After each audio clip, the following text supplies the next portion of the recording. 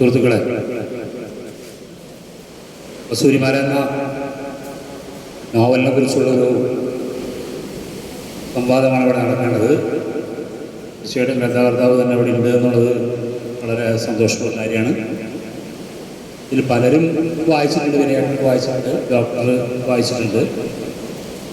ഈ വായിക്കാത്തവർക്ക് കൂടി ചർച്ചയിൽ പങ്കെടുക്കണം. അപ്പോഴാണ് നമ്മുടെ ഈ കൂട്ടായ്മയ്ക്ക് ഒരു അർത്ഥം ഉണ്ടാവുള്ളൂ. അപ്പോൾ നിങ്ങൾക്ക് കൂടി സഹായകരമാവുന്ന രീതിയിൽ ഞാനൊരു ഉള്ളടക്കത്തോടുകൂടി തന്നെ പറയാൻ ആഗ്രഹിക്കുന്നത്, ഈ കൃതിയുടെ ഒരു സവിശേഷത എന്ന് പറഞ്ഞത് ഇതിൻ്റെ ഒരു രചനാരീതിയാണ്.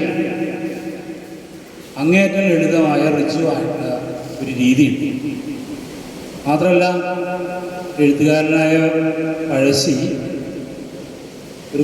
ഒരു കണ്ണൂർക്കാരനാണ് എന്നതുകൊണ്ട് കണ്ണൂരിൻ്റെ ഒരു സവിശേഷമായ സാംസ്കാരിക അന്തരീക്ഷത്തിൻ്റെ റിഫ്ലക്ഷൻ വളരെ കൃത്യമായി ഈ നോവൽ വരുന്നു എന്നുള്ളതാണ് ആഹ്ലാദകരമായിട്ട്. അവിടുത്തെ തെയ്യം, അതുപോലെ കാവുകൾ, ഇതിലൂടെയാണ് കടന്നു പോകുന്നത്. ശരി, അതാണ് ഇതിൻ്റെ ഒരു വലിയ റീഡബിലിറ്റി നൽകുന്നൊരു കാര്യം. തീർച്ചയായിട്ടും ഈ പുസ്തകത്തിൽ ആത്മകഥാപരമായ രീതിയിൽ ഒരു അവതരണമാണെന്നുള്ളത്. ഒരു കഥാപാത്രം തീർച്ചയായിട്ടും അത് പഴശ്ശിയുടെ ആത്മാംശം അതിനകത്തുണ്ടാവാം.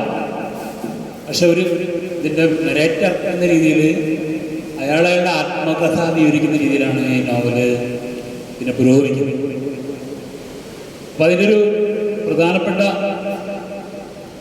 സംഗതി എന്ന് പറയുന്നത്, ഈ കൃതി കർണാടകത്തിലേക്ക് ഗണ്ടശ പ്രസിദ്ധീകരിക്കുന്ന ഘട്ടത്തിൽ ആ കൃതിക്ക് പേര് കൊടുത്തത് പലായന എന്നല്ല. ശരിക്കും ആ പേര് വളരെ ഉചിതമാണ് കൊണ്ടാണ്. പലായനത്തെ കേന്ദ്രീകരിച്ചുകൊണ്ടാണ് ഈ നോവൽ വികസിക്കുന്നത്. സൂര്യമാല എന്നുള്ള പേര് അവിടെ ഗണ്ടശ പ്രസിദ്ധീകരിക്കുന്ന സമയത്ത് പലായന എന്നുള്ള പേരാണ്. പലായനങ്ങളാണ് ഇതിൽ ഒരു കേന്ദ്ര പ്രശ്നം എന്ന രീതിയിൽ വരുന്നത്. ഒരു തരം ഒന്നിൽ നിന്ന് ഒരു സിറ്റുവേഷനിൽ നിന്ന് മറ്റൊരു സിറ്റുവേഷനിലേക്കുള്ള പലായനം എന്നൊരു മനുഷ്യൻ്റെ ഒരു മാനസികാവസ്ഥയാണ്. ശരി, അത് അങ്ങനെ നടക്കുന്നത്. അതീവ സുന്ദരമായിട്ടുള്ള ഒരു പ്രകൃതി വർണ്ണന. ഇതിൻ്റെ ഓപ്പണിംഗ് തന്നെ കൃതി ആരംഭിക്കുന്നതിനകത്ത് അതിമനോഹരമായ പ്രകൃതി വർണ്ണനയെ കുറിച്ചാണ്. ഗംഭീരമായ ഗ്രാമ വർണ്ണനയാണ്. കോട്ടവാതിക്കൽ, പിന്നെ കോട്ടവാതിൽ എന്ന പേരിൽ അറിയപ്പെടുന്നൊരു ഗ്രാമം.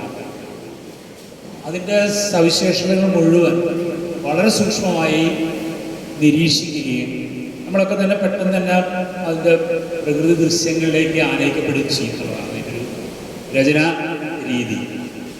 തെയ്യങ്ങളുടെയും കാവുകളുടെയും നാട്, അതിലൂടെ അതിമനോഹരമായ കോട്ടവാതിക്കൽ എന്ന ഗ്രാമത്തെക്കുറിച്ച് നന്നായിട്ട് ആവിഷ്കരിക്കുന്നുണ്ട്. ഈ നല്ല ഗ്രാമത്തിൽ നിന്ന് പിന്നെ നരേറ്റർക്ക്, ആത്മകഥ പറയുന്ന ആൾക്ക് പലായനം ചെയ്യേണ്ടി വരുന്ന സാഹചര്യമാണ് ആദ്യം വിവരിക്കുന്നത്. ഇത്ര മനോഹരമായ ഒരു സ്ഥലത്ത് നിന്ന് എന്തുകൊണ്ട് അയാൾക്ക് പോകേണ്ടി വന്നു എന്ന് അതുമായിട്ട് ബന്ധപ്പെട്ടാണ് ഈ വസൂരിമാല എന്നതിൻ്റെ ആരംഭം കുറിക്കുന്നത്. ശരി, ഇതൊരു അച്ഛൻ ഒരു മരം മുറിക്കാരനാണ്. തീർച്ചവാളുകൊണ്ട് മരം മുറിക്കുന്ന ഒരാൾ. അതിൻ്റെയൊക്കെ തന്നെ നരേഷൻ, സൂക്ഷ്മമായിട്ടുള്ള ഒബ്സർവേഷൻ ഉള്ള ഒരാൾക്കാണ് അങ്ങനെ എഴുതാനായിട്ട് കഴിയുന്നത്. മരം മുറിക്കുന്ന നമ്മൾ കണ്ടിട്ടുണ്ട്. രണ്ടുപേര് താഴെ, ഒരാൾ താഴെ മുകളിൽ ഇരുന്നുകൊണ്ടുള്ള അറക്കവാൾ ഉപയോഗിച്ച്, പഴയ മൂർച്ചയുള്ള അറക്കവാൾ ഉപയോഗിച്ചുകൊണ്ടുള്ള അതിൻ്റെയൊക്കെ തന്നെ സൂക്ഷ്മ വർണ്ണന നല്ല രീതിയിൽ നടത്തിയിട്ടുണ്ടെന്നുണ്ട്. ഈ മരം മുറിക്കാരനായ അച്ഛൻ, അതുപോലെ വീട്ടിലുള്ളത് പിന്നെ ഒരു സഹോദരിയാണ്, രുക്മണി എന്ന സഹോദരിയുണ്ട്, അമ്മയുണ്ട്. ഇവർ 3 പേരുള്ള കുടുംബമാണ്.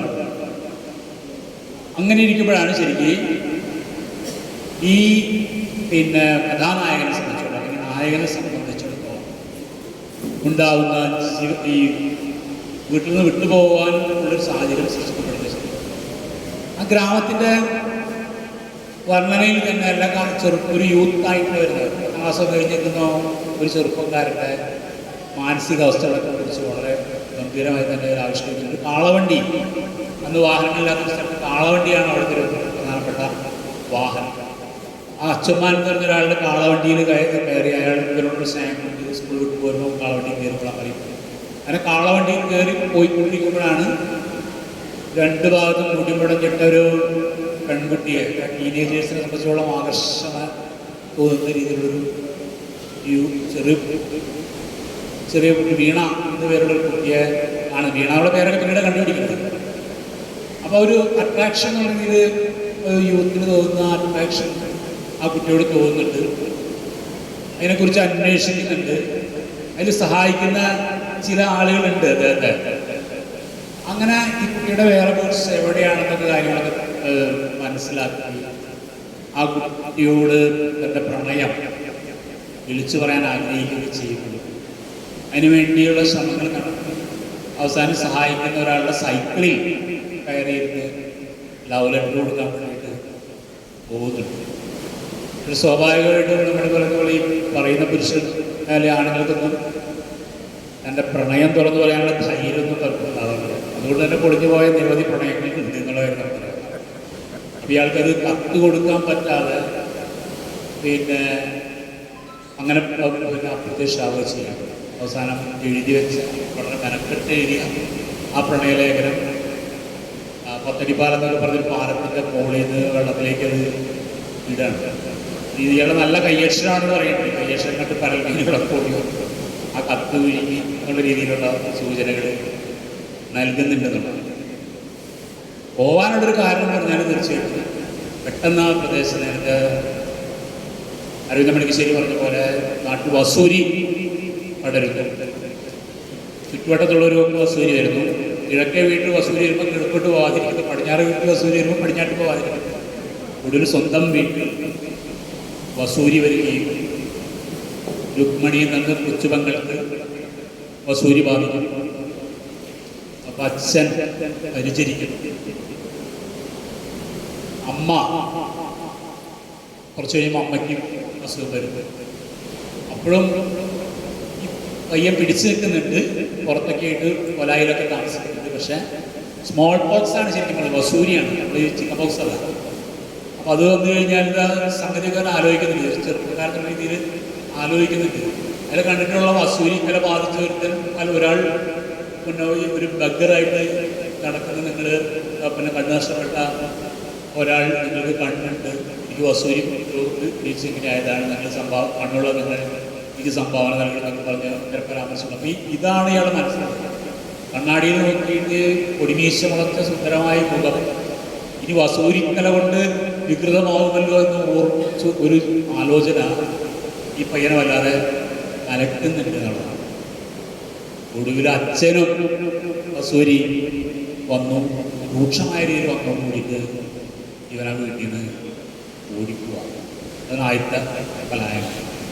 ഈ ഓടിപ്പോകുന്നത് എവിടേക്കാണെന്നുള്ളതാണ് വളരെ മറ്റൊരു കാര്യമാണ്.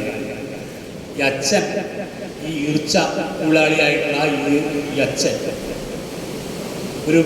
ഒരു സ്ത്രീയുമായിട്ട് അടുപ്പമാകുന്നു. അമ്മ ഇപ്പോഴത്തെ അമ്മയുമായിട്ട് അടുപ്പമാകുന്നതിൻ്റെ സാഹചര്യം വലിയ ഒരു ആദ്യ കുടുംബത്തിൽ ധാരാളം കൃഷി, കുരുമുളക് കൃഷിയൊക്കെയുള്ള ഒരു വളരെ സമ്പന്നനായിട്ടുള്ള ഒരു അമ്മാവനാണ്. പിന്നെ ഇവൻ്റെ അമ്മാവൻ, അമ്മയുടെ അമ്മ ഉള്ള ഒരാൾക്ക് ഒരു പോലീസുകാരും അധ്യാപകർക്കും പോലും അവിടെ പോയിട്ട് പെണ്ണ് ചോദിക്കാനുള്ള ധൈര്യമില്ലാതിരുന്ന മറ്റൊരു തറവാട്ടിലാണ് ഈ ഈർച്ചത്തൊഴിലാളിയായിട്ടാണ് പിന്നെ സ്ത്രീയുടെ വിളിച്ചിറക്കി കൊണ്ടുവരിക ചെയ്യുന്നത്. സ്വാഭാവികമായിട്ടും ആദ്യനായ അമ്മാവൻ പിന്നെ എഴുതിത്തള്ളുന്നുണ്ട്, അങ്ങനെ കൊണ്ടുവരുന്നൊരു സാഹചര്യമുണ്ട്. അതുകൊണ്ട് തന്നെ അമ്മാവനും പിന്നീട് ഈ അമ്മാവൻ്റെ സഹോദരിയായ ഇവൻ്റെ അമ്മയോട് ഉള്ള എല്ലാ സൗഹൃദങ്ങളെല്ലാം വിച്ഛേദിക്കുന്നുണ്ട്. അപ്പോൾ അച്ഛനും ഇയാളെ അഡ്രസ് ചെയ്യാനോ അഭിമുഖീകരിക്കാനോ യാതൊരു ധൈര്യം ഉണ്ടായിരുന്നില്ല. അപ്പോൾ ആ സമയത്ത് ഒരിക്കലും കല്യാണത്തിന് വെച്ചിട്ടാണ് ഇവൻ ആദ്യമായിട്ട് തൻ്റെ അമ്മാവനെ കണ്ടുമുട്ടുന്നുണ്ട്. അപ്പോൾ അമ്മാവനെ കണ്ടപ്പോൾ തന്നെ അമ്മാവൻ രൂക്ഷമായി തന്നെ അമ്മയെ നോക്കുന്നുണ്ട്. അച്ഛൻ ഇയാളെ അഭിമുഖീകരിക്കാൻ പറ്റുന്നവരെ മാറി നിൽക്കുന്നുണ്ട്. ഒരു കിണറ്റുവക്കത്ത് മാറി നിൽക്കുന്ന ഈ പയ്യനെ അമ്മാവനെടുത്തിട്ട് അമ്മാവൻ പറഞ്ഞു, നിന്നോട് എനിക്ക് പറഞ്ഞിട്ട് അമ്മാവൻ അവന് പറയുന്നുണ്ട്, നീ വലുതാവും, അവനല്ല ചെറുപ്പമായിരുന്നു, നീ വലുതാവും, നീ എൻ്റെ വീട്ടിലേക്ക് തിരിച്ചു വരണം. എന്ന് പറഞ്ഞിട്ട് ആ ബലത്തിലാണ് പിന്നെ ഇവൻ ഈ വീട്ടിൽ വസൂരി വന്നതിന് ശേഷം കൂടി നേരെ ചെല്ലുന്നത് അമ്മാവൻ്റെ വീട് ചോദിച്ചാൽ വീട്ടിലേക്കാണ് ചെല്ലുന്നത്. അമ്മാവൻ്റെ വീട്ടിലാണെങ്കിൽ അമ്മാവന് 4 പെൺകുട്ടികളുണ്ട്. 4 പിന്നെ വ്യത്യസ്തങ്ങളായിട്ടുള്ള ക്യാരക്ടർ, അതൊക്കെ നന്നായിട്ട് അനലൈസ് ചെയ്യുന്നതാണ്. കഥാപാത്രങ്ങളെ ചിത്രീകരിക്കുന്ന കാര്യത്തിൽ പ്രഭാരം പഴിച്ചിട്ട് സാമാന്യമായ മികവ് പ്രകടിപ്പിച്ചു. എല്ലാ ഒറ്റ കഥാപാത്രവും പാളിപ്പോകുന്നില്ല. ഓരോരുത്തരെയും നമ്മുടെ മനസ്സിൽ സ്ഥാപിക്കാവുന്ന രീതിയിലാണ് അദ്ദേഹം അവിടെ സ്ഥാപിച്ചത്. ഈ 4 പെൺകുട്ടികളെ കുറിച്ച് സതി എന്ന് പറഞ്ഞ ഒരു പെൺകുട്ടി, അത് ഇയാളുടെ സമപ്രായക്കാരിയാണ്. അതുകൊണ്ട് തന്നെ ഒരു പിന്നെ ഏറ്റവും അടുത്തൊരു സുഹൃത്ത് എന്നുള്ള രീതിയിൽ തന്നെ അവർ പരിഗണിക്കാൻ പറ്റുന്നുണ്ട്. ആലിംഗം എന്ന് പറഞ്ഞ പ്രധാനപ്പെട്ട ഒരു പ്രദേശമാണ്. ഉരുളിമല എന്നൊക്കെ പറഞ്ഞ വലിയൊരു മലയുള്ള മനോഹരമായ സ്ഥലമാണ്. അവിടെ ഈ അതിനെക്കുറിച്ചുള്ള ചരിത്രവും അതിൻ്റെ കാര്യങ്ങളൊക്കെ തന്നെ ഇവരെ പറഞ്ഞു കൊടുക്കുന്നത് സതി എന്ന് പറഞ്ഞ അമ്മാവൻ്റെ മൂത്തമകളാണ്. രതി എന്ന് പറഞ്ഞാണ് രണ്ടാമത്തെ മകളുടെ പേര്. ആ പേര് സൂചിപ്പിക്കുന്ന പോലെ ധാരാളം രതിചിഹ്നങ്ങൾ അങ്ങനെയാണ് ഞാൻ പറയുന്നത്. രതിചിഹ്നങ്ങൾ പ്രകടിപ്പിക്കുന്ന ഒരു പെൺ, ഇവനേക്കാൾ 2 വയസ്സ് താഴെയാണ്. അത്തരത്തിൽ പിന്നെ രതിചിഹ്നങ്ങൾ പ്രകടിപ്പിക്കുന്ന ഒരാൾ ഇയാളായിട്ട് പെരുമാറും, പത്രം വായിക്കുമ്പോൾ അല്ലെങ്കിൽ വായിക്കുമ്പോൾ തല സ്പർശിക്കാൻ പോകുന്ന രീതിയിലുള്ളൊരു പെൺകുട്ടിയാണ് എന്നുള്ള രീതിയിൽ വിവരിക്കുന്നത്. 3ാമത്തെ കുട്ടിയാണ് പിന്നെ സുമിത്ര. അയാളെ സംബന്ധിച്ചുള്ള ഏറ്റവും സുന്ദരിയായിട്ടൊരു പെൺകുട്ടി ഈ ആയിട്ട് പോകുന്നത് അവിടെയാണ്. അവളെ കണ്ട മാത്രമേ തന്നെ അവള് പിന്നെ പ്രണയം തോന്നുന്നില്ല. 4ാമത്തത് ഊർമിള എന്ന് പറഞ്ഞ കുട്ടി കൊട്ടവാടി എന്നാണ് അങ്ങനത്തെ ഒരു ചെറിയ കുട്ടി. ഈ 4 ക്യാരക്ടേഴ്സിനെ ഭംഗിയായിട്ട് അവതരിപ്പിക്കുന്നുണ്ട്. അമ്മാവൻ ചെന്ന വഴിക്ക് അമ്മാവൻ സ്വീകരിക്കുന്നില്ല. കാരണം നിങ്ങൾ വരുന്നത് ഒരു വസൂരി ബാധിച്ച് കിട്ടുന്നതാണ്. അതുകൊണ്ട് തീർച്ചയായിട്ടും നീ കുറച്ച് കാലം ചിലപ്പോൾ പുറത്ത് അപ്പുറത്ത് ഉരലുമുറി ഉണ്ട്. ഉരലുമുറി എന്ന് പറഞ്ഞാൽ ആ മുറിയിലാണ് ഇപ്പോൾ പെൺകുട്ടിയുടെ മെൻസ്ട്രൽ പീരീഡിൽ ഒക്കെ ഇരിക്കുന്ന ഒരു മുറിയാണ് ഉരൽമുറി എന്ന് പറയുന്നത്. അവിടെ അവന് ക്വാറന്റൈൻ കൽപ്പിക്കുന്നത്. അപ്പം അത് കഴിഞ്ഞ് പിന്നെ രോഗം വന്നില്ല എന്ന് വന്നതോടുകൂടിയിട്ട് അവൻ അയാളെ വിളിച്ച് ഒരു നല്ല മുറി പ്രൊവൈഡ് ചെയ്യുന്നുണ്ടാണ്. ആ വീട്ടിലെ ഒരംഗത്തെ പോലെ പിന്നെ ജീവിക്കുന്നത് വാസുവിൽ അവൻ്റെ വീട്ടിലാണ്. അവിടെ ഉള്ള ബന്ധങ്ങളെ കുറിച്ച് പറയുന്നത് സുരുവേട്ടൻ എന്ന് പറഞ്ഞൊരു ഒരാളെ പരിചയപ്പെടുന്നത്. ഗുരു എന്ന് പറഞ്ഞ ആൾ നല്ല അഭ്യസ്തവിദ്യനാണ്. ഇവരോട് പറയുന്നത് 10ാം ക്ലാസ് പുസ്തകം കഴിഞ്ഞിരിക്കുന്ന സമയമാണ് അയാൾ. അത് നീ അങ്ങനെ ചെയ്ത് നീ പഠിക്കണം, പഠിച്ച് ഇവർക്ക് പോകണം എന്നൊക്കെ ഉദ്ദേശിക്കുന്നവരാണ്. നന്നായി ഇംഗ്ലീഷൊക്കെ പഠിപ്പിച്ചു കൊടുക്കുന്നത് സുരുവാണ്. പഠിപ്പിച്ച് അവിടുത്തെ മനോഹരമായ പിന്നെ അവിടെ കുളത്തിലും പുഴയിലൊക്കെ നീന്തി കളിക്കുകയും ചെയ്തിട്ട് രീതിയിൽ സജീവ ബന്ധം അയാളായിട്ട് ഉണ്ടാക്കുന്നുണ്ട്. അങ്ങനെ ആ സമയത്ത് തന്നെ രാഷ്ട്രീയമായിട്ട് അവിടെ ഒരു പാർട്ടിയാണ് പ്രധാനമായിട്ട് അവിടെ ഉണ്ടായിരുന്നത്. ആലോചിച്ചാൽ കമ്മ്യൂണിസ്റ്റ് പാർട്ടി തന്നെ ആയിരിക്കത്. ആ പാർട്ടി ഈ ഉണ്ടായിരുന്ന സമയത്ത് സ്വാഭാവികമായിട്ട് ഇയാൾ രാഷ്ട്രീയ പ്രവർത്തകനായിട്ട് ഇയാൾ മാറുന്നുണ്ട്. അവിടുത്തെ മറ്റു പലരും കുറിച്ച് പറയുന്നുണ്ട്. രസകരമായിട്ടുള്ള സമയം അങ്ങനത്തെ കുറേ ക്യാരക്ടേഴ്സ് വരുന്നു. ആണ്ടിയേട്ടൻ എന്നൊക്കെ പറഞ്ഞിട്ടൊരു ക്യാരക്ടർ നന്നായിട്ട് പഴയ പാട്ടുകൾ നമുക്കറിയുടെയും KG ജോർജിൻ്റെ പാട്ടുകൾ പാടുന്നു മാത്രമല്ല കമുകറയുടെ പാട്ട് പാടുന്ന സമയത്ത് ആണ്ടിയേട്ടന് കമുകറയുടെ ശബ്ദത്തിൽ അയാളെ പാട്ട് രീതിയിൽ തന്നെ പാടും. KG ജോർജിൻ്റെ പാട്ട് പാടുന്ന സമയത്ത് KG ജോർജിൻ്റെ ശബ്ദത്തിൽ തന്നെ പാടുന്ന ഒരു ആണ്ടിയേട്ടനെ കുറിച്ച് പറയുന്നുണ്ട്.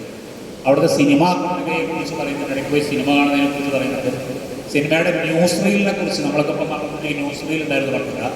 അത് കേന്ദ്ര ഗവൺമെൻറ്റിൻ്റെ ഭരണവുമായി ബന്ധപ്പെട്ട പ്രധാനമന്ത്രി നെഹ്റുവിനൊക്കെ തന്നെ കാണാൻ വേണ്ടി അപ്പം ന്യൂസ് റീലിന് മുമ്പ് വായുന്ന ആളുകളെ കുറിച്ച് പറയുന്നുണ്ട്. ഇതിനകത്ത് കുടിയേറ്റക്കാരെ കുറിച്ച് പറയുന്നുണ്ട്. തീർച്ചയായിട്ടും ധാരാളം കുടിയേറ്റക്കാർ നിന്ന് കോട്ടയത്ത് നിന്ന് അത്തരം പ്രദേശങ്ങളിൽ നിന്ന് കുടിയേറിയുന്ന ആളുകളെ കുറിച്ച് അതിൻ്റെ അകത്ത് പറയുന്നുണ്ട്.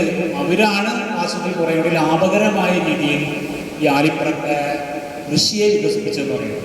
ശാസ്ത്രീയമായ രീതിയിൽ കുരുമുളകും റബ്ബറും കൃഷി ചെയ്യാനായിട്ട് അവരെ പഠിപ്പിക്കുന്നത് ഈ കുടിയേറ്റക്കാരാണ്. അതുപോലെ തന്നെ ധാരാളം ആൾക്കാരോട് ചാരായം മാറ്റുന്നു. ഇഷ്ടംപോലെ പശുമാങ്ങ വിളയുന്ന സ്ഥലമാണ്. പശുമാങ്ങ അതിൻ്റെ നീര് പിഴിഞ്ഞെടുത്ത് ചാരായം മാറ്റുന്ന പരിപാടിയെക്കുറിച്ച് പറയുന്നുണ്ട്. അതിനിരിക്കുമ്പോൾ തിരുവണ്ണൻ പിന്നെ ജോലി കിട്ടി ഹൈദരാബാദിലേക്ക് പോകുന്നു. ഇയാൾ സജീവ രാഷ്ട്രീയത്തിൽ ഇടപെട്ടുകൊണ്ടിരിക്കുന്നു. ഈ സമയത്ത് ആണ് ഗോപിനാഥൻ എന്ന് പറഞ്ഞൊരു ഒരു ഒരു ക്യാരക്ടർ വരുന്നത്. ഈ ഗോപിനാഥൻ ഡൈനാമിക്കായിട്ടുള്ള ചെറുപ്പക്കാരനാണ്. അവിടുത്തെ നാടകങ്ങളിലൊക്കെ തന്നെ സജീവമായിട്ട് അഭിനയിക്കുന്നു. നാടകത്തിൽ അഭിനയിക്കുമ്പോൾ ഒരു ഹീറോ ആയി മാറുന്നു. അതിൻ്റെ ഭാഗമായിട്ട് കുറേ ആളുകൾ അദ്ദേഹത്തിൻ്റെ കൂടെ കൂടുന്നു. അയാൾ പിന്നീട് ഒരു രാഷ്ട്രീയ പാർട്ടി അവിടെ രൂപീകരിക്കുകയും ചെയ്തു. അതോടുകൂടി പിന്നെ ആരും പറഞ്ഞ ഒരു വേറെ എതിർപ്പാർട്ടി വന്നതോടുകൂടിയുള്ള പ്രശ്നങ്ങൾ രൂക്ഷമാകുന്നു. അടിയന്തരാവസ്ഥ പ്രഖ്യാപിക്കപ്പെടുന്നു. അടിയന്തരാവസ്ഥയിൽ ഒത്തുകൊടുക്കുന്നു. ഇയാൾ ചുമരെടുത്തും പ്രവർത്തനമൊക്കെ ആയിട്ട് സജീവമായിട്ട് ഈ കഥാപാത്രം നിലനിൽക്കുന്നുണ്ട്. അതുകൊണ്ട് വലിയ ഭീഷണി വരുന്നു. അവസാനം രണ്ടാമത്തെ പലായനം നടത്തുന്നത് ഇയാൾ ആക്രമിക്കപ്പെടുമെന്ന ഭയമുള്ളത് തൻ്റെ പ്രാണപ്രയസി എന്നൊക്കെ പറയാവുന്ന മനസ്സിൽ സുമിത്ര ഒരു ഘട്ടം കഴിഞ്ഞ സുമിത്രയ്ക്കും അതിന് ഇയാളോടുള്ള ബന്ധം വികസിക്കുന്നുണ്ട്. അപ്പോൾ സുമിത്രയ്ക്ക് ഒരു കത്ത് എഴുതി വെച്ചുകൊണ്ട് അയാൾ രാത്രി അവിടെ നിന്ന് രക്ഷപ്പെടുകയാണ് ചെയ്തത്.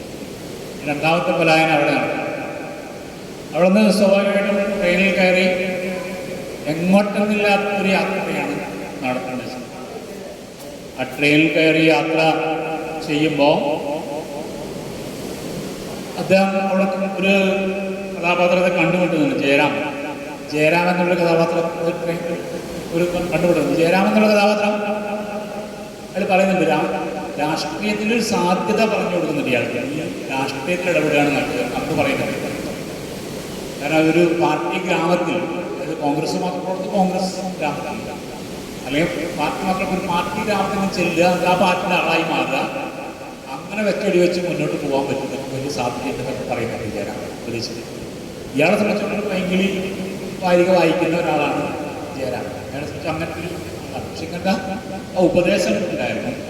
അവസാനം എവിടെ ഇറങ്ങണമെന്ന് ചോദിച്ചപ്പോൾ ഇനിയിപ്പോൾ എവിടേക്കാരും വെച്ചിട്ടില്ല, ടിക്കറ്റ് കൊടുത്തിട്ടില്ല, അപ്പോൾ അടുത്ത സ്റ്റോപ്പിൽ ഇറങ്ങിക്കൊള്ളാൻ പറഞ്ഞു. ഇറങ്ങി അങ്ങനെ അവിടെ ഇറങ്ങുന്നു. ഒരു സ്റ്റോപ്പിൽ ഇറങ്ങി പിന്നെ അദ്ദേഹം ശ്രീമംഗലം ഗ്രാമത്തിലേക്കാണ് പിന്നെ എത്തിച്ചത്. ശ്രീമംഗലം ഗ്രാമത്തിൽ ചേരുന്ന സമയത്ത് അവിടെ ഒരു കോൺഗ്രസ് ആണെന്ന് നമുക്കറിയാം, മണ്ഡലം കോൺഗ്രസിൻ്റെ സമ്മേളനം നടക്കുന്ന സമ്മേളനത്തിലേക്ക് അയാൾ കയറി ചെല്ലുന്നു. ഈ സമ്മേളനത്തിൽ കയറി ചെന്ന് നല്ല സുഭിക്ഷമായിട്ടുള്ള ഭക്ഷണവും പായസമുള്ള ഭക്ഷണമൊക്കെ കഴിച്ച് ചർച്ച എന്നുള്ള രീതിയിൽ പ്രസിഡന്റ് ആരെങ്കിലും സംസാരിക്കാൻ ഇയാൾ കയറി ഇടപെട്ട് സംസാരിക്കുന്നുണ്ട്. വിമർശനമൊക്കെ പറയുന്നുണ്ട്. വിമർശനം പറയുമ്പോൾ പ്രസിഡന്റിന് കുഴപ്പമില്ല, ഈ പ്രസ്ഥാനത്തിന് കള്ള് വണ്ടി എന്നൊക്കെ പറഞ്ഞാൽ പാട്ടുകളുടെ സമയത്ത് അത് പരാമർശിച്ചാണ് അങ്ങനെ പറയുന്നത്.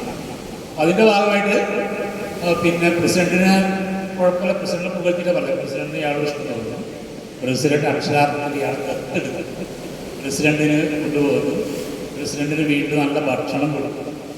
പ്രസിഡന്റിൻ്റെ ഭാര്യ സുമിത്രയുടെ അവരും രാഷ്ട്രീയത്തിലൊക്കെ സജീവമായിട്ടുള്ള ഇടപെടുന്ന ഒരു സ്ത്രീ തന്നെയാണ്. പുറത്തല്ല, വീട്ടിലാണ്. എന്നാൽ ഡൈനിങ് ടേബിളിൽ രാഷ്ട്രീയം പറയും. അവിടെ ഒരു മോൾ ശ്രീദേവി എന്ന് പറഞ്ഞാൽ പെൺകുട്ടി, ഒരു പക്ഷേ അയാളെന്ന് പറയുന്നത് സുമിത്രയേക്കാൾ സുന്ദരിയാണ്. സ്വാഭാവികമായിട്ടും അയാൾക്ക് പിന്നെ അവളോടുള്ള ആഭിമുഖ്യം തോന്നുന്നുണ്ട്. ഇയാളാണെങ്കിൽ പ്രസിഡന്റിന് ഉള്ള ഇയാളോടുള്ള വാത്സല്യം കാരണം ഒരു പിന്നെ ലെറ്റർ എഴുതി മേടിച്ച് അവിടുത്തെ സഹകരണ ബാങ്കിൽ ജോലി കൊടുത്തു. സഹകരണ ബാങ്ക് ഉദ്യോഗസ്ഥനായിട്ട് മാറി. സ്വാഭാവികമായിട്ടും കുറച്ച് പ്രസിഡന്റിന് മദ്യപിക്കുന്ന ആളാണ്. മദ്യപിച്ച് ഇരിക്കുന്ന ഒരു ഘട്ടത്തിൽ പ്രസിഡന്റ് പറയുന്നുണ്ട് എൻ്റെ മോളെ കല്യാണം കഴിക്കണം വെച്ചു. അപ്പോൾ ചോദിച്ചപ്പോൾ വീട്ടിൽ വന്നപ്പോൾ സുമിത്രയാണെന്ന് എന്ന് പറഞ്ഞാൽ പ്രസിഡന്റിൻ്റെ ഭാര്യ ചോദിക്കുന്നുണ്ട്. അപ്പോൾ അവളെ കുറിച്ച് എങ്ങനെയാണ്, അവൾ ആരെ ഇഷ്ടപ്പെടാതിരിക്കാൻ എന്ന് ഇയാൾ ചോദിക്കുന്നത്. നിനക്ക് കല്യാണം കഴിക്കണം ചോദിക്കും. അപ്പോൾ ഈ പല പിടിയിലൊക്കെ നോക്കി കഴിക്കും വന്നിട്ട് എല്ലാവരും സമ്മതിക്കണം. അപ്പോൾ അത് വിവാഹം ആലോചിക്കുന്നത് 8 മാസം കഴിഞ്ഞുള്ള എൻഗേജ്മെൻറ്റ് നടത്തുന്നു. എൻഗേജ്മെൻറ്റിൽ 8 മാസം കഴിഞ്ഞ് കഴിക്കാൻ 8 മാസം പറഞ്ഞ ഇയാളെ സംബന്ധിച്ചോളം ഭയങ്കര പ്രണയമെല്ലാമായ ഒരു മാസമായിട്ടുള്ളതാണ്. കാര്യങ്ങളായിട്ട് കമ്മ്യൂണിക്കേഷൻ അത് ഫോൺ ബില്ല് തന്നെ അവിടെ അപൂർവം ചില വീടുകളിലെ ഫോണുള്ളൂ, ലാൻഡ് ഫോൺ. ആ ഫോൺ ബില്ലൊക്കെ വളരെയേറെ വർദ്ധിക്കുന്നുണ്ട്. സൊള്ളിയിട്ട് കാര്യങ്ങളൊക്കെ പറയാം. 8 മാസം കഴിഞ്ഞ് ആഡംബരപൂർവമായ വിവാഹം നടക്കുന്നുണ്ട്. പല നേതാക്കന്മാരും മന്ത്രിമാർ വരുന്നുണ്ട്, പല പാരിതോഷികങ്ങൾ കൊടുക്കുന്നുണ്ട്. അങ്ങനെയുള്ള ഒരു വിവാഹം അവിടെ വെച്ച് അതിന് ശേഷം പക്ഷെ പതുക്കെ പ്രശ്നങ്ങൾ വരികയാണ്. എനിക്ക് നല്ല അന്തരീക്ഷം പെട്ടെന്ന് മാറുന്നു. ഇതിനൊക്കെ തന്നെ പ്രശ്നം ഉണ്ടാക്കിക്കൊണ്ട് ഒരു ഫ്രെഡി തോമസ് എന്ന് പറഞ്ഞൊരാൾ അവിടേക്ക് കടന്നു വരുന്നത്. ഈ ഫ്രെഡി തോമസ് എന്ന് പറഞ്ഞ കക്ഷി ചന്ദ്രവാര്യർ എന്ന് പറഞ്ഞൊരാളുടെ അനുയായിയാണ്. ചന്ദ്രവാര്യർ ഒരു പാസ്റ്റർ. കാരണം കോളേജിലൊക്കെ പഠിക്കുന്ന സമയത്ത് സ്കൂൾ വിദ്യാർത്ഥി സംഘടനയുടെ പ്രവർത്തകരായിരുന്ന കാലത്ത് ചന്ദ്രവാര്യർ ഈ പ്രസിഡന്റും ഒക്കെ ഒരുമിച്ച് പ്രവർത്തിച്ചാണ്. പ്രസിഡന്റിന് ഒരു ഡൈനാമിസം കുറച്ചുകൂടെ അയാളുടെ പെരുമാറ്റം കസൻ്റെ ആയിട്ടുള്ള ഇടപെടലൊക്കെ കാരണം സുമിത്രയ്ക്ക് പ്രസിഡന്റിനോടാണ് താല്പര്യമുണ്ടായത്. പക്ഷെ ചന്ദ്രവാര്യർ നന്നായിട്ട് ആഗ്രഹിച്ചതാണ് സുമിത്രയെ വളയ്ക്കാൻ വേണ്ടി. കൂടുതൽ നടന്നില്ല. പ്രസിഡന്റ് പറഞ്ഞു ആ ഉള്ളിലൊരു വിദ്വേഷം കഴിഞ്ഞാൽ അതിൻ്റെ അണ്ടർലൈനായിട്ട് കിടക്കുന്നുണ്ട് എന്നുള്ള സൂചന നമുക്ക് വേണമെങ്കിൽ വായിച്ചെടുക്കാം. ഈ ഫ്രെഡീനെ പറഞ്ഞാൽ ഇവരുടെ ഇടയിൽ അതായത് സുമിത്രയും പ്രസിഡന്റും തമ്മിൽ വിള്ളലുണ്ടാക്കുന്നു. അതിൻ്റെ ഭാഗമായിട്ട് സുമിത്രയെ പിന്നെ ഇവരുടെ പാർട്ടി സമ്മേളനങ്ങളിലേക്ക് വിളിച്ചുകൊണ്ട് പോകുന്നു. പിന്നെ 2 ഗ്രൂപ്പായിട്ട് മാറുന്നു. ഭർത്താവിൻ്റെ ഗ്രൂപ്പിന് വിരുദ്ധമായിട്ട് ഗ്രൂപ്പ് മാറുന്നു. 2 പേരും അടുത്ത തെരഞ്ഞെടുപ്പിൽ പിന്നെ നേതാവ് തെരഞ്ഞെടുപ്പിൽ പിന്നെ സ്ഥാനാർത്ഥിയാവാനുള്ള മത്സരം ഭാര്യ ഭർത്താവ് തമ്മിൽ വീട് സ്ഥിരമാണ്. ഈ സമയത്ത് ഇവരുടെ ജീവിതവും അതായത് നമ്മുടെ നരേറ്ററുടെ അതുപോലെ ശ്രീദേവിയുടെ ഭാര്യയുടെ ജീവിതം കുറച്ച് സംഘർഷഭരിതമാകുന്നുണ്ട്. അപ്പോൾ അവരുടെ അടുത്ത വീട്ടിലുള്ള ഔട്ട് ഹൗസിൽ പോയി അവർ താമസിക്കുന്നു. ഈ ഔട്ട് ഹൗസിൽ പോയി താമസിക്കുന്നു. സോ അതിന് മക്കൾ കൂടിയിട്ട് പിന്നെ പ്രശ്നമായി. 2 കൂടി 2 ചേരിയായിട്ട് കൂടിയിട്ട് ഈ മരുമകൻ യൂത്ത് ലീഡർ അപ്പോഴും ഇയാളുടെ ബന്ധം വെച്ച് യൂത്ത് ലീഡറായിട്ട് മാറിയിട്ടുണ്ട്. യൂത്ത് കോൺഗ്രസിന്റെ ലീഡറായി മാറിയിട്ടുണ്ട്. അപ്പോൾ ഇവർ തമ്മിൽ കറക്കം നിൽക്കുമ്പോൾ ഈ യൂത്ത് ലീഡറായിട്ടുള്ള മരുമകനെ സ്ഥാനാർത്ഥിയാക്കുക എന്നുള്ള ഭയം 2 പേരുണ്ട്. അവിടെ 2 പേര് ശത്രുക്കളായി എന്നുള്ളതാണ് ഇവരോട് ശത്രുക്കളായി എന്നുള്ളത്. അപ്പോൾ ഈ ചേരി തിരിഞ്ഞ് ആരും വിശ്വസിക്കുന്നില്ല ഇവനാണ്. അങ്ങനെ ഈ ഔട്ട് ഹൗസിൽ ഒരു പടക്കം വന്ന് വീഴാണ്. ബോംബ് ചെറിയ മദ്യപ്പടക്കം പുറത്ത് പടക്കം വന്ന് വീഴുന്നതുകൊണ്ട് പ്രശ്നമാകുന്നു. നമുക്ക് എവിടെയെങ്കിലും പോയി രക്ഷപ്പെടാമെന്ന് ശ്രീദേവിയോട് പറയുന്നു. ശ്രീദേവിയെ സംബന്ധിച്ചിടത്തോളം ആ വീടും പരിസരവും അവളെ സംബന്ധിച്ച് ഒരു വിഷമമായിരുന്നു. അങ്ങനെ സംഘർഷമാകുന്നു. ഇയാളെ പിന്നെ കൊല്ലാനുള്ള ശ്രമങ്ങൾ നടക്കുന്നതായിട്ട് ചിലർ ഗസ്റ്റപ്പ പോലെ പിന്നാലെ കൂടുന്നുണ്ട്. അതിനോടുള്ള പിന്നെ ഭയം സ്വാഭാവികമായിട്ടും ഇയാളൊരു ആത്മരക്ഷാന്ന സംഗതി ഇയാളുടെ ജീവിതത്തിൽ ഉടനീളം ഉണ്ട് എന്നുള്ളതാണ് ചിന്തിക്കാൻ. അങ്ങനെ അവസാനം ശ്രീദേവിക്ക് കത്തെഴുതി വെച്ച് 3ാമത്തെ പലായനം നടത്തുന്നു എന്നുള്ളതാണ്. ആ പലായനം നേരെ നടക്കുന്നത് ശരിക്കും ഗൾഫിലേക്കാണ് പോകുന്നത്. കുവൈറ്റിൽ ഒരു സ്റ്റോർ കീപ്പറായിട്ട് കണക്കെഴുതുന്ന ആളായിട്ട് അവിടെ ജോലി കിട്ടുന്നു. സാമാന്യം നല്ല ശമ്പളവും കിട്ടുന്നുണ്ട്. അങ്ങനെ ജീവിച്ചുകൊണ്ടിരിക്കുന്ന സമയത്താണ് കുവൈറ്റ് വാർ യുദ്ധം വന്നതോടുകൂടി ആകെ താറുമാറായി. താമസിക്കുന്ന സ്ഥലത്ത് തന്നെ വന്ന് ബോംബുകൾ പൊട്ടുന്നുണ്ട്. അവസാനം കയ്യിൽ കിട്ടിയ കുറച്ച് അതിൽ പറയുന്നുണ്ട് കുറച്ച് അമേരിക്കൻ ഡോളറും കേടി എന്ന് പറഞ്ഞാൽ കുവൈറ്റ് ദിനാറും പോക്കറ്റിട്ട് അയാൾ കിട്ടിയ സാധനം സഞ്ചി ബാഗുമായിട്ട് അയാൾ പുറത്തേക്ക് പോകുന്നുണ്ട്. അങ്ങനെ അവിടുത്തെ റെസ്ക്യൂ ഷെൽട്ടർ അവർ പോകുന്ന ആൾക്കാർ ഒരു മരുഭൂമിയിൽ ഒരു കൂടാരത്തിൽ താമസിച്ച് അവിടുന്ന് തിരുവനന്തപുരത്തേക്ക് വീണ്ടും ലാൻഡ് ചെയ്യുന്നതാണ്. അവിടുത്തെ 3ാം പലായനം അവിടുന്ന് നടത്തുന്നു. വീണ്ടും തിരുവനന്തപുരത്ത് എത്തിയതിന് ശേഷം അവിടെ താമസിക്കുന്ന സമയത്ത് ഒരു DYSP അവിടുത്തെ ചാർജോട് DYSP ആയിട്ട് അയാൾ സംസാരിക്കുന്നുണ്ട്. അപ്പോൾ DYSP അയാളുടെ വർത്തമാനത്തിന് അയാൾ മദ്യപിക്കുന്ന ഒരാളാണ്. സംസാരിക്കുന്നതിനിടയ്ക്ക് ഈ അങ്കിളിനെ കുറിച്ച് അതായത് ശ്രീദേവി ഈ പ്രസിഡന്റിനെ കുറിച്ച് പറയുന്നുണ്ട്. അങ്ങനെ പ്രസിഡന്റ് ഇപ്പോഴത്തെ അവസ്ഥയെക്കുറിച്ച് പറയുന്നുണ്ട്. അപ്പോൾ ഒരു ഘട്ടം കഴിഞ്ഞോട് കൂടിയിട്ട് 2 പേർക്കും സ്ഥാനം കിട്ടിയില്ല. 3ാമത്തെ യൂത്ത് ലീഡർക്ക് തന്നെയാണ് കൊടുക്കാൻ തീരുമാനിച്ചത്. അപ്പോൾ ഇവൻ്റെ പേരാണ് വന്നത്. പക്ഷേ ഇയാൾ നാട്ടിൽ അപ്രത്യക്ഷമായോട് കൂടിയിട്ട് ഡിസ്കൗണ്ടഡ് ആണ്. അപ്പോൾ ആ ആളോട് കൂടിയിട്ട് പിന്നെ വേറൊരു സ്റ്റുഡൻറ്റ് മൂവ്മെൻ്റ് ഉണ്ടായിരുന്ന ഒരു യൂത്തിന് അവിടെ സ്ഥാനം കൊടുക്കുകയും ചെയ്യുന്നു. അപ്പോൾ പിന്നെ തകർത്ത് 2 പേരുടെ നിരാശപ്പെടുത്തലായി. അവസാനം പിന്നെ ഈ സുമിത്രയുടെ തീ കരഞ്ഞ് പിന്നെ വീണ്ടും ഇയാളുടെ പ്രസിഡന്റിൻ്റെ ഹൃദയത്തിലേക്ക് വാങ്ങി അവിടെ വീണ്ടും അവിടെ തന്നെ വന്ന് താമസിക്കുന്നതായിട്ട് ചിത്രീകരിക്കുന്നത്. പക്ഷേ സംഭവിക്കുന്നത് എന്താ വെച്ചാൽ കുറച്ച് കഴിഞ്ഞപ്പോൾ മകൾ ശ്രീദേവി ആദ്യം ചാരിറ്റി പ്രവർത്തനം ചെയ്തിട്ട് ആദിവാസികളെ സഹായിക്കാൻ ചാരിറ്റി പ്രവർത്തനം ചെയ്തിട്ട് നീങ്ങുന്നുണ്ട്. പതുക്കെ പതുക്കെ അവിടെ ലീഡറായിട്ട് മാറുന്നുണ്ട്, വലിയ ലീഡറായിട്ട് മാറുന്നുണ്ട്. പിന്നെ അച്ഛന് ഭീഷണിയായിട്ട് വരുന്നത് ഈ ശ്രീദേവി എന്നുള്ള മകളാണ്. വീണ്ടും ഈ ഗ്രൂപ്പ് വഴക്കിൻ്റെ ഒരു പശ്ചാത്തലമുണ്ട്. നമുക്കത് അത്രമാത്രം വിശ്വസിക്കാനാവുമോ എന്നുള്ള സംശയം എനിക്കത് വായിക്കണം. ഈ കോൺഗ്രസിനകത്തുള്ള ഈ ഗ്രൂപ്പ് വഴക്കിൻ്റെ ഒരു വയലൻസ് അതിഭീകരമായിട്ട് ചിത്രീകരിക്കുന്നുണ്ട് എന്നുള്ളതാണ്. അപ്പോൾ അതിൻ്റെ ഭാഗമായിട്ട് അച്ഛൻ്റെ ശിങ്കിടികളാണ്, അതായത് പ്രസിഡന്റിൻ്റെ ശിങ്കിടികളുടെ 3-4 വീട് ഇവളോടൊപ്പം 10-25 പേരെപ്പോഴും ഉണ്ട്, ആണും പെണ്ണാക്കി. അപ്പോൾ ഇവരുടെ വീട്ടിൽ കത്തിക്കുന്നുണ്ട്. അങ്ങനെ ഒരു പ്രതികാരതുല്യയായ അധികാരം പിടിച്ചിട്ട് അച്ഛനെ അധികാരം പോകുന്നു, ഇവൾ അധികാരം പിടിച്ചിരുന്നൊരു ഘട്ടം വന്നിട്ടുണ്ട്. അപ്പം ഒരു ആത്മകഥ എന്നോണം ഇയാൾ ആലോചിക്കുന്നത് ഒരുപക്ഷെ അവൾ ഇത്ര സംഹാരരുദ്രയായി വയലൻ്റായിട്ട് മാറുന്നതിന് കാരണം അവൾ ഉപേക്ഷിച്ച് പോയി എന്നോടുള്ള, അതായത് നായകനോടുള്ള വിദ്വേഷം കൊണ്ടായിരിക്കുമോ എന്നൊക്കെ സംശയിക്കുന്നുണ്ട്. അങ്ങനെ അതുകൊണ്ട് തന്നെ ഈ ഇപ്പോൾ അവിടെ നിന്ന് പോരുമ്പോൾ ഈ പ്രസിഡന്റിന് കൊടുക്കാൻ വേണ്ടിയുള്ള സ്കോച്ചസ് കയ്യിൽ വെച്ചിട്ടുണ്ടായിരുന്നു. ഭാര്യയായ സുമിത്രയുടെ കൊടുക്കാൻ വേണ്ടിയിട്ടുള്ള നല്ല സിൽക്ക് നേരിയത് മേടിച്ചിട്ടുണ്ടായിരുന്നു. അപ്പോൾ യാത്ര ചെയ്തിങ്ങോട്ട് വരുന്ന സമയത്ത് ഇവിടെ സംഘർഷം നടക്കുകയാണ്, വീട് കത്തുന്നതാണ്, വീടുകളൊക്കെ കത്തുന്നതാണ് കാണുന്നത്. അപ്പോൾ പോലീസ് തടഞ്ഞു. അപ്പം അങ്ങോട്ട് പോയി കഴിഞ്ഞാൽ പിന്നെ ഇവിടെ സംബന്ധിച്ചോളം ഇയാൾക്ക് എത്തിപ്പിടിക്കാൻ പറ്റുക ശ്രീദേവി എന്നുള്ള സ്വപ്നം ഉണ്ട് അവിടെ ഉണ്ടാവുക. അവളെ എത്തിപ്പിടിക്കാൻ പറ്റില്ല എന്നുള്ള തോന്നൽ വന്നുകൊണ്ട് നേരെ വണ്ടി വടക്കോട്ട് വിടുകയാണ്.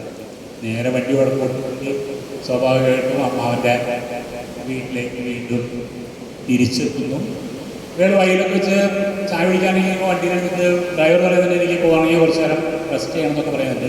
ആ റെസ്റ്റ് ചെയ്യാൻ ഇയാൾ സ്വപ്നം കാണുന്നുണ്ട്, ഇബ്രാത്മകമായ പല സ്വപ്നങ്ങൾ ഇയാൾ കാണുന്നുണ്ട്. അപ്പോൾ കണ്ണു തുറന്ന് നോക്കുമ്പോഴേക്കും അവിടെ സ്ഥലത്തെത്തിയിട്ടുണ്ടായിരുന്നു. സ്ഥലത്തെത്തി വീട്ടിൽ ചെല്ലുന്നു.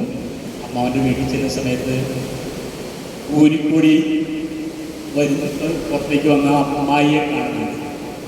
അമ്മായി പെട്ടെന്ന് തിരിച്ചറിയുന്നുണ്ട്. അപ്പോൾ സ്വാഭാവികയുടെ വയസ്സ് ഊരിക്കൂടെ കൈയെത്തിച്ച് അവൻ്റെ മുഖം തലോടുന്നുണ്ട്. അവൻ തിരിച്ചു വന്നതിന് സന്തോഷം പ്രകടിപ്പിക്കുന്നുണ്ട്. അപ്പോൾ അകത്ത് വിട്ട് അമ്മായി ഉമ്മ ഇനി ആരും ഇല്ല, 4 പെൺകുട്ടികളെയും കല്യാണം കഴിഞ്ഞ് പോയിന്നാ എന്താവെന്ന് വിചാരിച്ചു. അപ്പോൾ 3 പേരുടെയും കല്യാണം കഴിഞ്ഞിട്ടുണ്ട്. നോക്കുമ്പോൾ ഇനി അപ്പോൾ എൻ്റെ മോളെ കാര്യം ആലോചിക്കുമ്പോഴാണ് വിഷമം പറയുമ്പോൾ മോള് വരുന്ന സുമിത്ര അപ്പോഴും അവിടെ വെള്ള വസ്ത്രം ധരിച്ച്. ഇയാളെ മൈൻഡ് ചെയ്യില്ല, സുമിത്രയല്ല ഉമ്മയല്ല സുമിത്ര സുമിത്ര അത് സുമിത്രയാണ് സുമിത്രയിടത്തില്ലേ അതെ ചേർത്തിയാണ് സുമേടത്തി. ആ ഇത് ഓക്കെ കാര്യം മനസ്സിലായി. സുമിത്ര അപ്പോഴും അവിടെയുണ്ട് ഈ വെള്ളം അവിടെ.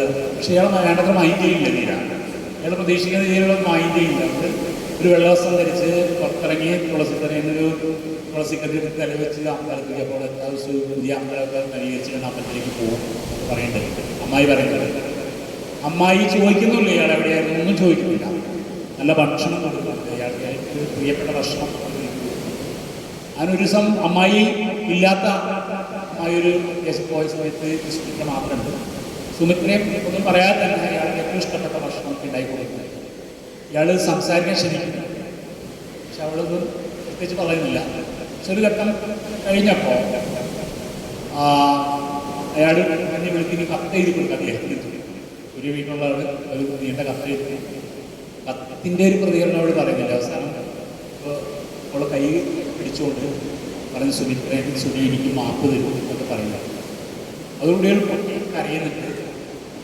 അത് നിങ്ങൾ എന്തായാലും വന്നല്ലോ, ഒരു സൗഹൃദം വരുന്നുണ്ട്. ഈ പുരുളിമലയിലേക്ക് പോലീസ് അയാൾ പോകുന്നുണ്ട്, ഇവിടെയും കൂടി പോകുന്നുണ്ട്. പണ്ടൊക്കെ ഓടിക്കയറിയുന്ന അയാൾ ഇപ്പോഴത്തെ ഒരു സമയത്ത് അങ്ങനെ ഓടിക്കയറാൻ സുമിത്രയുടെ കൈ പിടിച്ചിട്ട് കയറുന്നത് ഇയാൾ. അവിടെ വെച്ച് ഒരു പാറയുണ്ട്, ആ പാറയിലിരിക്കുന്നുണ്ട്. ഇയാൾ ആലിംഗനം ചെയ്യാൻ ശ്രമിക്കുന്നുണ്ട്. അവൾ ആദ്യം തടയുന്നുണ്ട്, പക്ഷെ അവൾ എതിർക്കുന്നില്ല. അത് ആ ബന്ധം ദൃഢമായി ഒരു വിവാഹം വീണ്ടും ഉറപ്പിക്കുന്നവർ തമ്മിൽ കല്യാണം കഴിക്കാൻ ഉത്സവം കഴിഞ്ഞ് കല്യാണം കഴിക്കാൻ തീരുമാനം. അങ്ങനെ ഇരിക്കുമ്പോഴാണ് വീണ്ടും അയാൾക്ക് ഈ ഗൾഫിൽ നടത്തിയതിന് നഷ്ടപരിഹാരം കിട്ടാൻ വേണ്ടിയിട്ട് ഉള്ള രേഖകളും കൊണ്ട് തിരുവനന്തപുരത്തേക്ക് ചെല്ലാൻ പറയുന്നു. അദ്ദേഹം വേഗം പറഞ്ഞ് പോകണം, തിരിച്ചു വരാൻ പറഞ്ഞത്. ഉത്സവത്തിന് വേണമെന്നവർ ആഗ്രഹിക്കുന്നില്ല, ഉത്സവത്തിനൊന്ന് വരാൻ പറഞ്ഞത് തിരിച്ച് തിരുവനന്തപുരത്തേക്ക് തിരിച്ചു പോകുന്നു. തിരിച്ചു പോയി അവിടെ ചെന്നതിന് ശേഷം പിന്നെ ഇതിൻ്റെ കാര്യങ്ങളൊക്കെ കഴിഞ്ഞു. അതിലിടയ്ക്ക് വീണ്ടും ഈ യാത്രയ്ക്കിടയിൽ വീണ്ടും ഈ ജയരാമനെ വീണ്ടും കാണുന്നുണ്ട്. ഒരു സർക്കിൾ എന്നുള്ളത് ജയരാമൻ ഇപ്പം ഭയങ്കര വായനക്കാരൻ എഴുത്തുമായിട്ടായാലും ഒരു പ്രാക്ടിക്കൽ പൊളിറ്റീഷ്യൻ, ഒരു രാഷ്ട്രീയക്കാരനായിട്ടായാലും മാറിക്കഴിഞ്ഞു. അപ്പോൾ അയാൾ ഇതുകൊണ്ട് നല്ല നേട്ടം ഉണ്ടാക്കിയിട്ടുണ്ട്. അപ്പോൾ ഇവനോട് ഉപദേശിക്കുന്ന കാര്യം ശരി, ഇവനോട് ഈ രാഷ്ട്രീയ പ്രവർത്തനം നടത്താൻ പറയുന്നുണ്ട് ഇയാൾ വിചാരിക്കും. പക്ഷേ ആ മണ്ണ് നിനക്ക് പറ്റിയല്ല പൊളിറ്റീക്സ്, ഈ രാഷ്ട്രീയത്തിൽ വിൽക്കുക നിനക്ക് പറ്റില്ല. അതിന് 3-4 ഘടകങ്ങൾ വേറെ വേണം, പൊലിറ്റിക്ക് വേണം, ആളുകളെ പറ്റിക്കാനുള്ള വേണം, ഇതൊക്കെ വേണം. അതുകൊണ്ട് നിനക്കിത് പറ്റില്ല എന്ന് പറയുന്നത്. ഈ നിനക്ക് പറ്റിയ പണി ഈ പറഞ്ഞതനുസരിച്ച് മനോഹരമായിട്ട് അതിൻ്റെ അമ്മാവൊരു സ്ഥലം, അതൊരു ടൂറിസ്റ്റ് ക്യാമ്പായിട്ട് ആളുകൾക്ക് ആകർഷിക്കാവുന്ന രീതിയിൽ അങ്ങനെ ഒരു പ്രവർത്തനം നടത്താനാണ് ഉദ്ദേശിക്കുന്നത്. അങ്ങനെ ഇയാൾ പിന്നെ ദൂരത്തിൽ പോയി അവിടെ ഇതിൻ്റെ കാര്യങ്ങൾ ആലോചിച്ച് ചെയ്ത് കഴിയുമ്പോൾ നേരെ വൈകുന്നുണ്ട്. അയാളൊരു കാർ എടുത്തിട്ടാണ്, വണ്ടി എടുത്തിട്ടാണ് നേരെ തിരിച്ച് വീണ്ടും വടക്കോട്ട് അമ്മാവൻ്റെ വീട്ടിലേക്ക് വരുന്നത്. വീട്ടിൽ വരുന്ന സമയത്ത് പ്രശ്നം വീട്ടിൽ മാറുന്നു. മനുഷ്യൻ അപ്പോൾ അമ്പലത്തിലേക്ക് ഒരു മുസ്ലിം ചെറുപ്പക്കാരൻ പിന്നെ ചെരുപ്പെടുത്ത് എറിഞ്ഞു എന്ന് പറഞ്ഞ ഇമ്പതണ്ണി അതായത് പല തരത്തിലുണ്ട്. അതിൻ്റെ ഭാഗമായിട്ട് പള്ളി കത്തിക്കലും അമ്പലകത്തും ആകെ പ്രശ്നം അങ്ങനെ ആയിട്ട് മാറും. മുസ്ലിങ്ങളൊന്ന് ഹിന്ദുക്കളൊന്നും ചേരി തിരിഞ്ഞുള്ള സമയം നടക്കുന്നത്. ഇതിപ്പോൾ എങ്ങനെ അതുവരെ വളരെ ഏകോദര സഹോദരങ്ങളെ പോലെ താമസിക്കുന്ന ഒരാളാണ്. അങ്ങനെ ആക്കി തീർത്തിയൊരു കലക്ടർക്കുള്ള പങ്കിനെ കുറിച്ച് പറയുന്നത്. നോർത്ത് ഇന്ത്യയിൽ നിന്ന് വന്നൊരു കലക്ടർ ഗംഭീരമായ രീതിയിൽ ഇടപെടൽ നടത്തിയിട്ടാണ് അവരുടെ ആദ്യ സംഘർഷം, ഗോപിനാഥനായിട്ട് സംഘർഷം ഒഴിവാക്കിയിട്ട് ജനങ്ങളെ രമ്യതയിലേക്കാക്കി ഈ ചാരായപ്പാറ്റിന് പകരം ഫേനി ഉൽപ്പാദിപ്പിക്കുന്ന ഒരു പിന്നെ ഫാക്ടറി, മദ്യ ഫാക്ടറി തന്നെ ഉണ്ടാക്കി അവർക്ക് തൊഴിൽ നല്ല രീതിയിൽ മാറ്റിയ സ്ഥലം വീണ്ടും എങ്ങനെ കലുഷിതമായി എന്നുള്ള ആലോചന നടത്തുന്നത്. ഇയാൾ വന്നുകൊണ്ടിരിക്കുന്ന ഒരു ബൈക്കിൽ വന്ന ഒരാളോട് ചോദിക്കുന്നത്. അപ്പോൾ ചോദിക്കുന്ന സമയത്ത് അയാൾ പറഞ്ഞു ഇങ്ങനെ ആകെ പ്രശ്നമാണ്, ഭയങ്കര പ്രശ്നകലുഷിതാണ്. അതിൻ്റെ കാരണമായിട്ട് എന്താണെന്ന് ചോദിക്കാൻ പറഞ്ഞതെന്ന് വെച്ചാൽ അമ്മയും മോളും മാത്രം താമസിക്കുന്നൊരു വീട്ടിൽ ഒരാൾ വന്ന് രഹസ്യമായിട്ട് താമസിക്കുന്നത്. അയാൾ രാത്രിയൊക്കെ ഇറങ്ങി പോകുന്ന കണ്ടു. അയാളാണ് പ്രശ്നം എന്ന് പറഞ്ഞു. സ്വാഭാവികമായിട്ട് ഇയാളെയാണ് ഉദ്ദേശിച്ചുള്ള കാര്യം അയാൾക്ക് മനസ്സിലാവുന്നു. എന്നിട്ടും അയാൾ പോകുന്നു, തിരിച്ചു പോകുന്നു. അവിടെ എത്തുന്ന സമയത്ത് 2-3 ചെറുപ്പക്കാരൊക്കെ ഉണ്ട്.